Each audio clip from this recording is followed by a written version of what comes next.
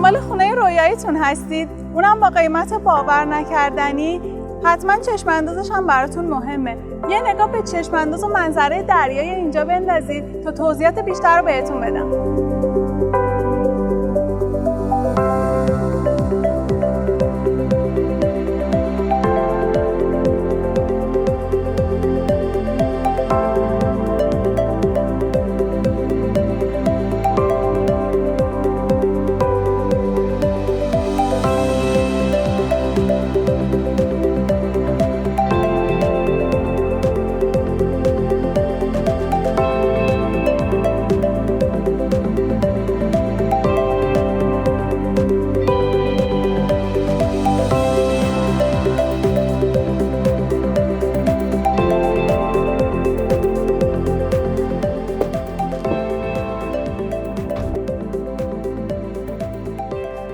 این پروژه در بویوکچکمجه قرار داره. مساحت کل پروژه 15500 متر مربع، دارای 10 بلوک و 142 واحد. همینطور این پروژه دارای 14 مغازه و فروشگاهه.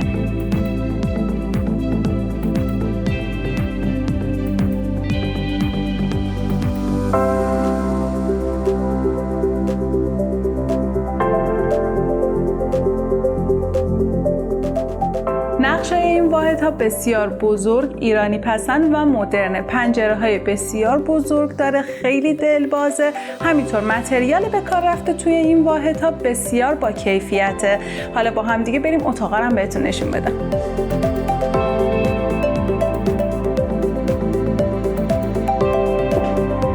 اولین اتاقی که میخوام بهتون نشون بدم اتاق مهمونه.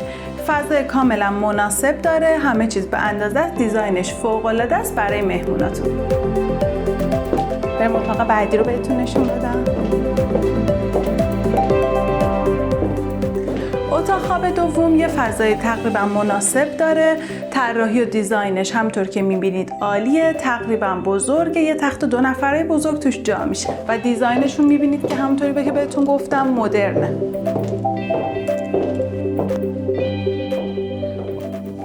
اتاق خواب سوم اتاق خواب کودکه. امیدوارم فرزندانتون توی این اتاق لحظات بسیار شیرین و آرومی رو تجربه کنن.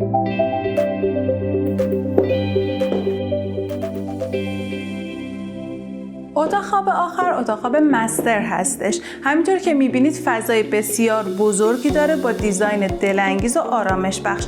نورگیر اتاقم مثل اتاقای دیگه خیلی خوبه، پنجره‌های بزرگ داره و همینطور یه سرویس بهداشتی مستر. واحدها به صورت هوشمند کنترل میشن، گرمایش و سرمایششون مرکزیه و همینطور متریال به کار رفته توی واحدها بسیار با کیفیته.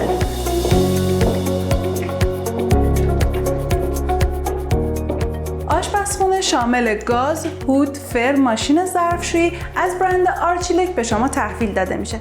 همینطور این آشپزخونه یه بالکن بزرگ داره که شما میتونید لحظات خاص و آرامش بخش رو اینجا سپری کنید.